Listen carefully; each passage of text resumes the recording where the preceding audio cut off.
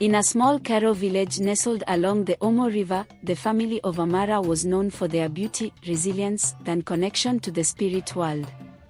Amara herself, the mother of 3, was renowned for her intricate body paintings that mirrored the patterns of wild animals, an art that the Karo believed could protect one from evil. Her husband, Kobo, was a skilled herder and a man respected among the elders. Together, they lived a seemingly blessed life, raising their children, 2 boys, Tembo and Karo, and their youngest, a girl named Lela, in harmony with the rhythms of their ancient traditions. On the night of the blood moon, when the river glowed red beneath the sky's ominous hue, Amara gave birth to her 4th child, a boy named Tebo.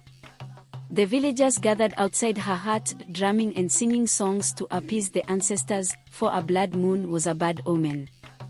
When the child's first cries pierced the air, the midwife emerged, her face pale. "There is a problem," she whispered to Kobo.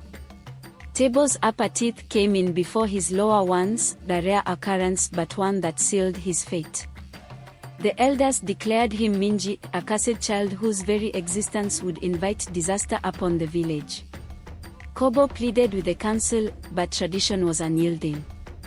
The ritual would proceed. Amara wept as she held her newborn, his small fingers curling around hers. "He is just a baby," she whispered. "How can he bring harm?" But in the Karo world, the spirits spoke through the traditions, and to defy them was to bring even greater ruin. The night was eerily silent as the elders prepared for the Mingi ritual. Amara's family stood apart, their faces etched with grief. Kobo tried to stay strong, but his hands trembled as he handed Tebo to the elders. The villagers formed a procession to the riverbank, their bodies painted in white chalk, their chants low and haunting. The drumbeat was slow, like the countdown of a doomed life. Amara clutched her other children close, her eyes never leaving the tiny canoe where Tebo lay swaddled. The elders performed the rites, smearing river mud on Tebo's forehead and chanting prayers to the spirits. The baby's cries echoed across the river as the canoe was pushed into the current.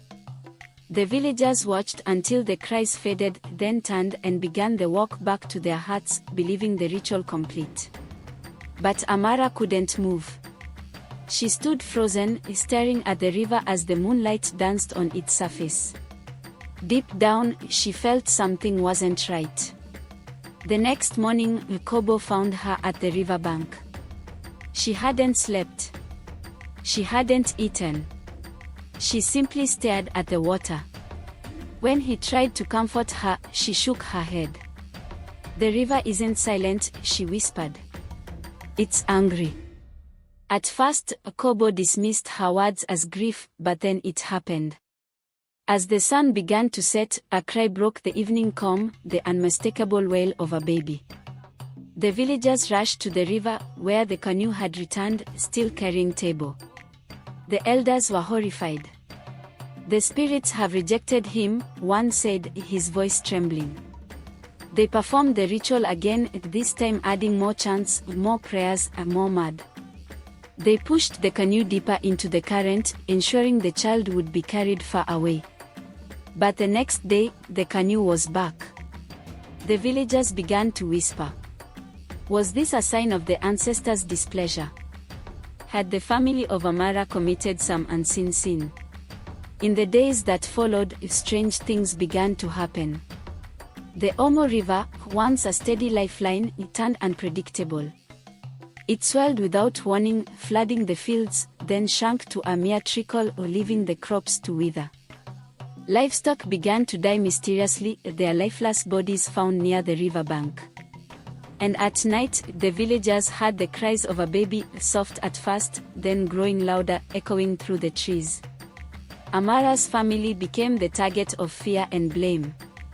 The villagers accused them of harboring a curse. Some even suggested that Amara had performed witchcraft to keep Tebo alive. Kobo tried to defend his family, but the elders' decision was final: Amara's family must leave the village. Banished from their home, Amara, Kobo, and their children took refuge in the dense forest beyond the village. They built a small hut and tried to survive, but the haunting cries of the river followed them even there. Every night, Amara dreamed of Tebo. In her dreams, he was no longer a baby but a boy with glowing eyes and a voice that echoed like the drumbeat of the ancestors. He would stand at the edge of the river, calling to her. "Come, Mama," he would say. "Come to the river." Amara confided in Kobo, but he urged her to stay away. "The spirits are testing us," he said. "We must not give in." But one night, Amara couldn't resist. She followed the sound of the drumbeat to the river, where she found the canoe once more.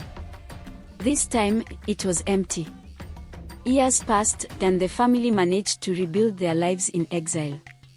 Tembo and Karo grew into strong young men, and Lela blossomed into a beautiful young woman. But the memory of Tebo lingered, a shadow that never left their hearts. Then, on the night of another blood moon, the drumbeat returned. It was louder now, resonating through the forest like a summons. The family gathered, their fear palpable. And then he appeared.